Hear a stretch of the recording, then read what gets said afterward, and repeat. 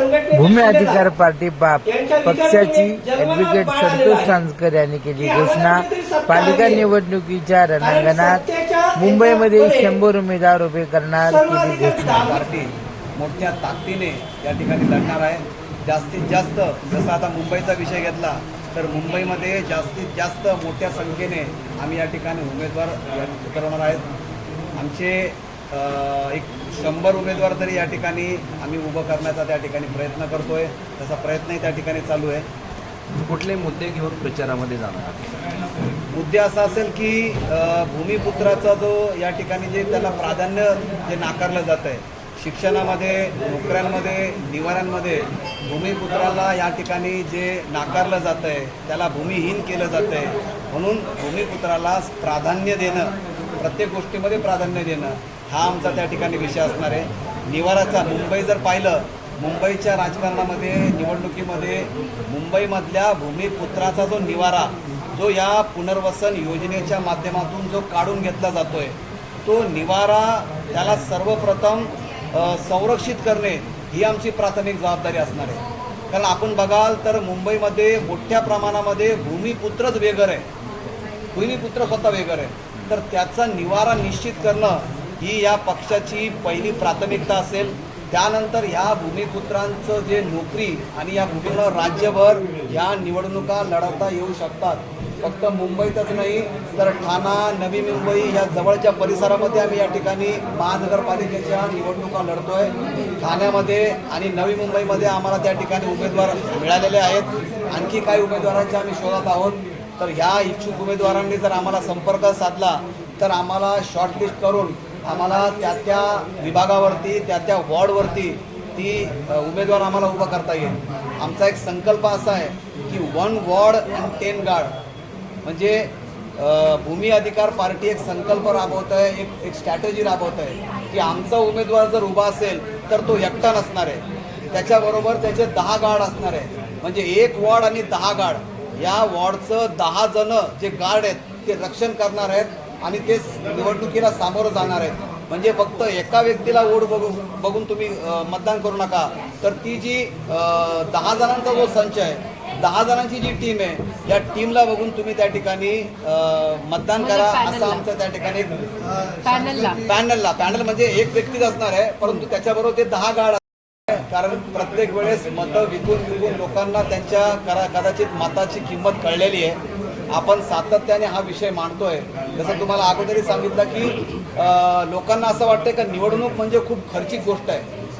म्हणजे काही राजकीय पक्ष जे प्रस्तावित पक्ष आहेत त्यांचं असं म्हणणं असतं की जोपर्यंत तुमच्याकडे लाखो करोडो रुपये नाही आहेत तोपर्यंत तुम्ही इलेक्शन लढू शकत नाहीये।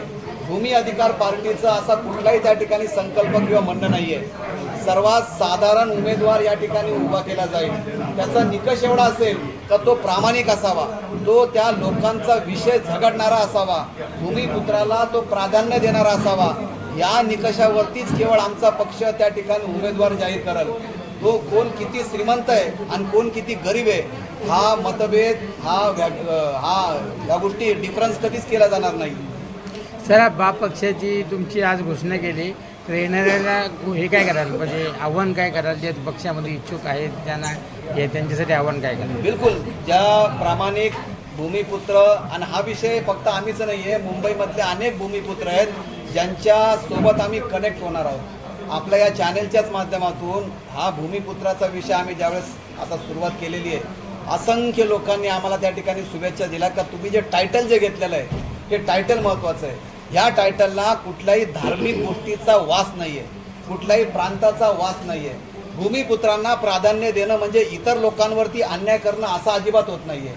आम्ही सांगतो का त्या भूमिपुत्रांना प्राधान्य द्या।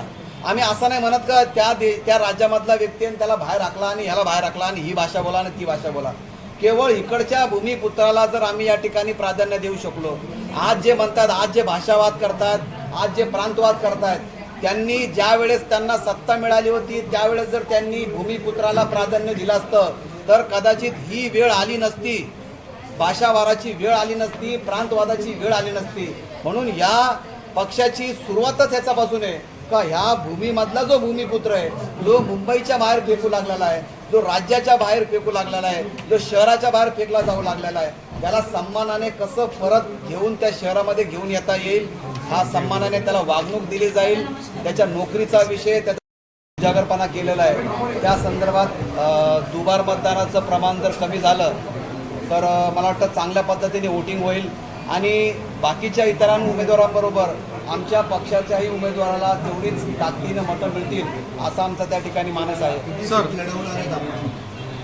आता तरी सध्या आमचं एक 100 सीटावरती आमचं गणित सुरू आहे. आमची जी प्राथमिक जी चर्चा आहे त्या माध्यमातून मुंबईमध्ये 227 उमेदवारांपैकी एकूण 100 सीटांवरती जो जास्तीत जास्त झोपडपट्ट्या प्रवण क्षेत्र जे आहेत, ज्या चाळीचं क्षेत्र आहेत, ज्या ठिकाणी सामान्य व्यक्ती राहतोय, आपली उपजीविका चालवतोय, त्या ठिकाणी त्यांच्यामधल्या सामान्य व्यक्तीला प्राधान्य देऊन भूमिपुत्राचा विषय घेऊन आम्ही भूमी अधिकार पार्टीच्या माध्यमातून या सीटा लढवतोय. सध्या आता आम्ही म्हणजे या निवडणुकीमध्ये 100 उमेदवारांची आमची तयारी सुरू आहे. आता या ठिकाणी आमच्याकडं सध्या तरी 15 उमेदवार या ठिकाणी आमचे आहेत. म्हणजे आम्हाला हे जरी आजची पक्ष स्थापन झाला तरी ह्या पक्षाला एक इतिहास आहे. मागील अनेक वर्षापासून राईट टू शेल्टर ह्या नावाची जी संघटना आहे, या संघटनेच्या माध्यमातून मुंबईमध्ये आपण शेल्टरची चळवळ उभी केलेली आहे. या शेल्टरच्या चळवळीच्या माध्यमातून मुंबईमध्ये या संघटनेचे असंख्य असे शाखा आहेत आणि या प्रत्येक शाखेमधून आमचा उमेदवार या ठिकाणी उभा राहतोय. म्हणजे